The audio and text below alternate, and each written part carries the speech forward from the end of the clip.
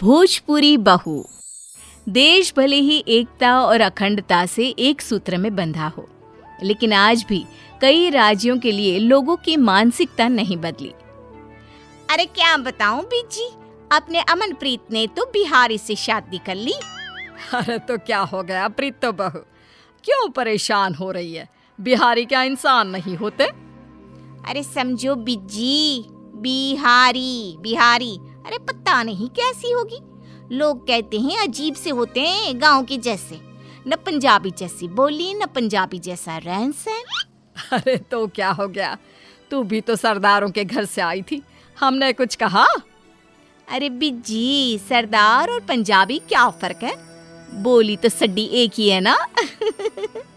पहनते तुम भी सूट थे और मैं भी। अरे बिहारी तो साड़ी पहनते हैं, साड़ी। जो इतना डर था तो ना भेजती बेटे को दूसरे शहर खाने कमाने। अब कर लाया शादी तो मुंह ना बना, दिल खोल कर गले लगा। ओ जी, कैसे गले लगा लूं मैं? पता नहीं कैसी होगी। अगले दिन प्रीतो का बेटा अमनप्रीत शिखा को लेकर घर आता है। सांवली रंग की शिखा के नयन नक्श बहुत अच्छे थे। ओहो, कितनी सांवली है। अरे हाँ, बिहारी तो सांवले ही होते हैं। अरे शांत हो जा प्रीतो, स्वागत कर बहू का। नमस्कार माताजी, नमस्कार दादी जी। ये बोलकर शिखा दोनों सास के पैर छूती है। अरे पुत्र, नमस्कार ना कर, गले लग जाए गले। शिखा दोनों सास के गले लग जाती है। ये साड़ी। अरे साड़ी ना पहनते हम लोग, सूट नहीं है क्या तेरे पास? है ना मम्मी जी, 2 है। वो क्या है ना, शादी में मैंने सिर्फ साड़ी ही ली थी। अब यहाँ 2 दिनों के लिए आना था तो साड़ी ही लेकर आई हूँ पहनने के लिए। रात के खाने के टेबल पर शिखा खाना बनाकर रखती है। सिंपल खाना, कम मसाला और हल्का टेस्ट। वाह, बहुत दिनों बाद लग रहा है कि घर का खाना मिल रहा है, नहीं तो हमेशा होटल जैसा स्वाद। हाँ, बहू के हाथ का खाना तो बिल्कुल हल्का ही है।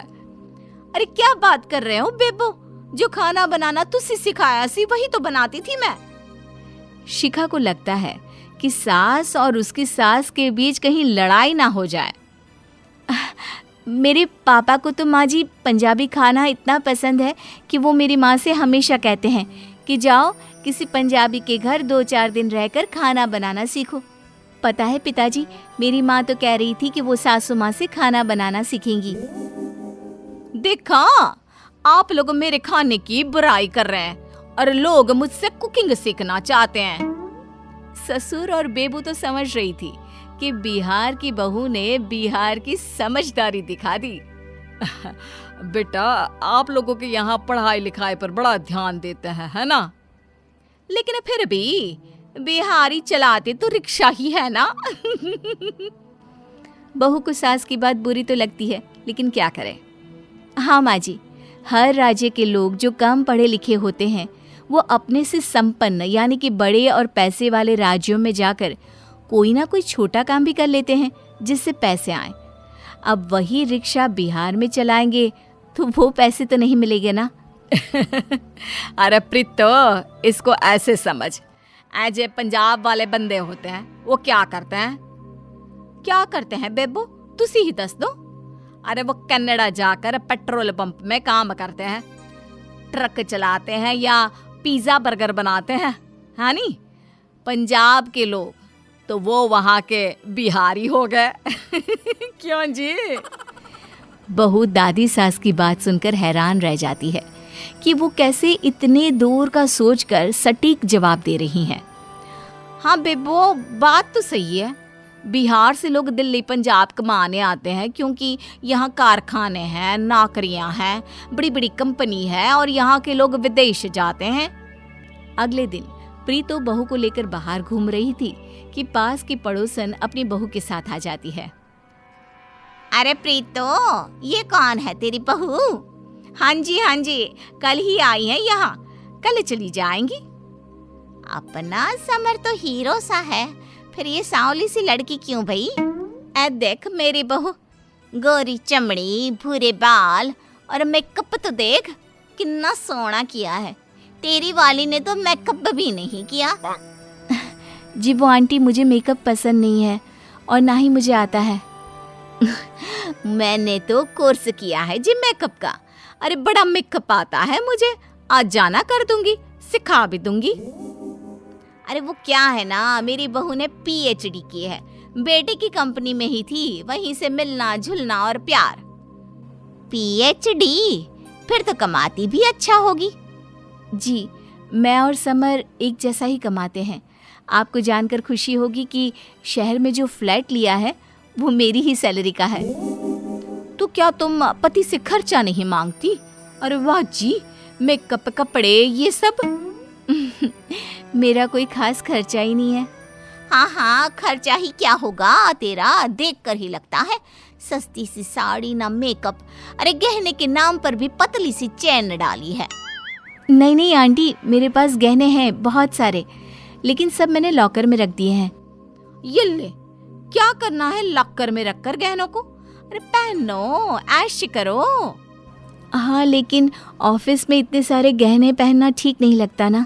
ले, कौन कहता है, लोगों को पता तो चले कि गहने हैं हमारे पास।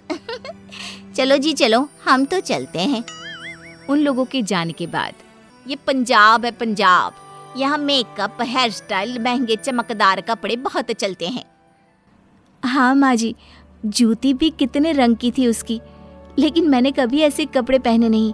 हमारे यहाँ तो तांत कॉटन या फिर हल्के सिल्क यही चलता है। इतने रंग की तो जोकर पहन के निकलते हैं हमारे यहाँ।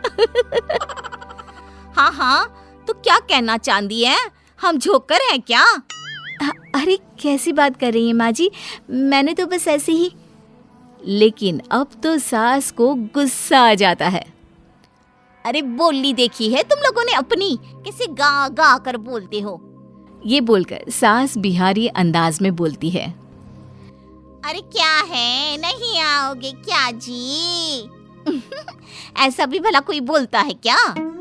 बहू जो कि अब जवाब देने के लिए तैयार खड़ी थी। हाँ तो माँ जी, अब इसको ऐसे भी तो नहीं बोल सकते ना कि तुझसे आंधे हो कि नहीं। थोड़ी तो रिस्पेक्ट देनी चाहिए ना। अब क्या था, बात इज्जत की आ गई तो झगड़ा बढ़ने लगा। तभी वहाँ बेबो आ जाती है। अरे क्या है प्रीतो, क्या बात हो गई, क्यों लड़ाई हो रही है सास बहू में? अरे देख लो ना बेबो, अब ये बिहारी हम पंजाबी लोगों की बराबरी कर रहे हैं। वो रवीना है ना, वो मिली थी अपनी बहू के साथ। अरे कितनी चमक रही थी उसकी बहू, पक्की पंजाबन। बहू सबको देखकर शांत हो जाती है और मन ही मन सोचती है, मुझे तो कल जाना है, क्यों मैं एक दिन के लिए सास से पंगा ले रही हूँ। माफी मांग लेती हूँ या फिर कोई तोहफा दे देती हूँ। अरे उसकी बहू ने तो नाक में दम कर रखा है। लड़का जितना कमाता है सब फैशन और मेकअप में लगा देती है। अरे इससे अच्छे तो तेरी वाली है। अरे कम से कम पढ़ी लिखी और कमाओ तो है। माँ जी मुझे माफ कर दीजिए, मैंने गुस्से में बोला था, लेकिन किसी को उसके राज्य या उसकी बोली के अंदाज से नहीं तोलना चाहिए। आपको पता है, मैंने पंजाबी लड़के से शादी भी इसलिए की क्योंकि मैं जानती हूँ कि पंजाबी लोग अपनी बहुओं को बेटियों जैसा ही रखते हैं। बस अब ये सुनकर तो सास का गुस्सा उतर ही जाना था। वो उसे प्यार से गले लगा लेती है।